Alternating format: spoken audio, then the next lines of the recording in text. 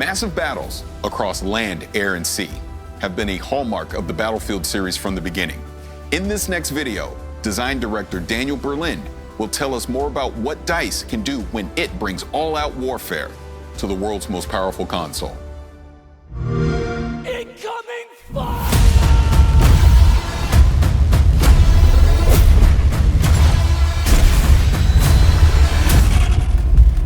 Attention all squads.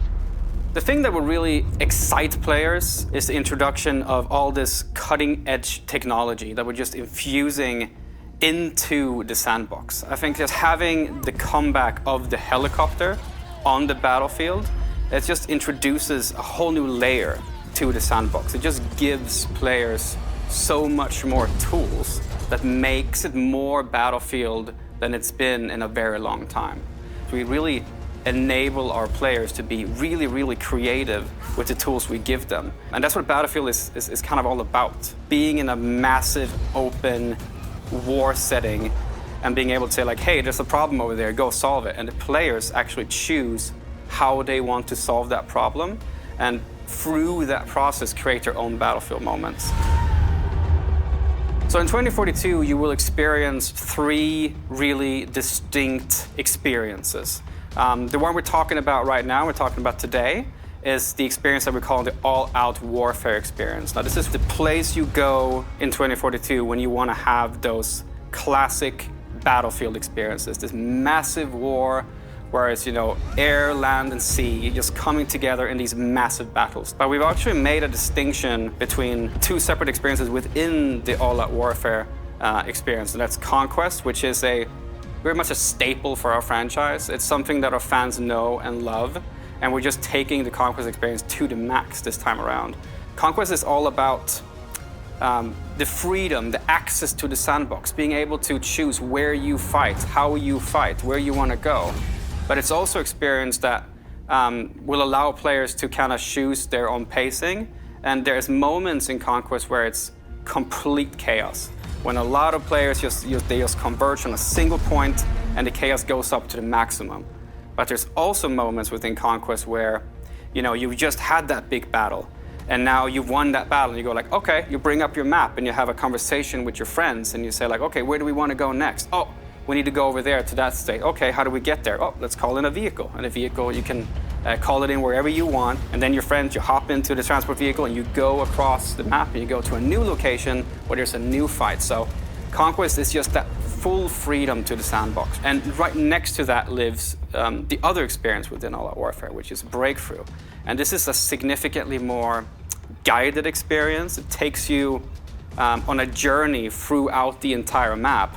And in Breakthrough, there's an attacker and there's a defender team.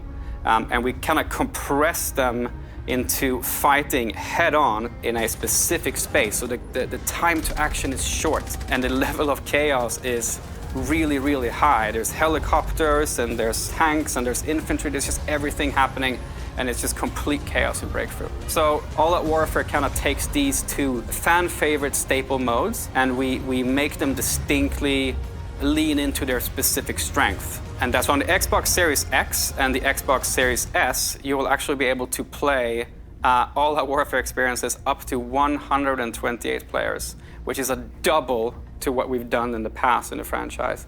And this is really, you can have those moments when you're playing 2042, when you're sitting in the helicopter and you look down and you just see this, sea of tanks, soldiers, infantry, helicopters, fighter jets just moving in unison, and you kind of get this feeling that you're part of something bigger, like a really, really massive army. And that's the strength of the massive play spaces that we're building. And we're able to really make this play really well. We've altered our way of handling level design.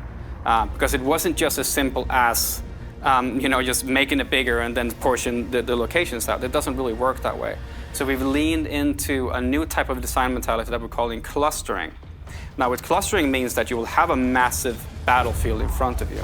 But within this massive battlefield, you will have particular clusters of objectives. So the map Hourglass is set in Doha, Qatar. And it is, I'm not going to go into any specifics about exactly how large it is, but it is definitely one of the larger maps that we will have in 2042. It's one of my favorite maps personally, because it has some really, really cool, distinct locations within it. Down to the south of the map, you'll have a fully destructible village. And this is a great space for infantry and vehicles alike, because you know as a Battlefield player that infantry is skulking around inside the buildings, but you know when you're in your tank or your attack helicopter, you can just can destroy those buildings and get access to the infantry. And you can go further east and you'll find a bunch of high-rises, skyscrapers. And so there's a whole section there where you can enter the skyscrapers, you can go up to the top of them, you can zip line between the roofs, have fights in between the rooftops. But if you want to change it up even more, you can basically skydive off of the skyscrapers. And if you're playing a particular specialist that has access to a wingsuit, you can actually glide across the entire map space and get yourself all the way over to the stadium, which is on the east side of the map. And the stadium itself, it's a place you go when you really want to just take out your shotgun and have some close quarters combat. So the mentality here of building larger maps, but creating locations within that map where there's a particular type of gameplay. And with the Conquest game mode, for example, you will also see the fact that if you want to capture the entirety of the stadium, it's not just to go there and capture one location. You actually have to capture multiple locations within the stadium in order for you to kind of to consider it yours, that your team can actually get benefits from it. So lots of dynamic moments on Hourglass. And if you saw in the gameplay trailer as well, there's a massive wall of sand moving across the entire gameplay space. So what happens when this massive wall comes, of course, it engulfs you in the storm itself. But as it passes by, it leaves the entirety of the map in a different mood, in a different light, and it changes the visibility for the player. And this is a really good time for you to lean into our Plus system, where you have the capability to actually alter the customization on your weapon.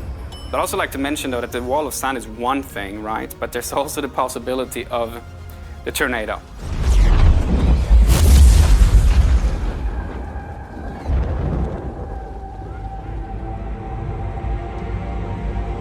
The tornado is this massive disruptor that just comes into the play space, and wherever it goes, destruction follows. It's a massive, moving, physical entity that will pick you up, throw you across the map, pull helicopters into it.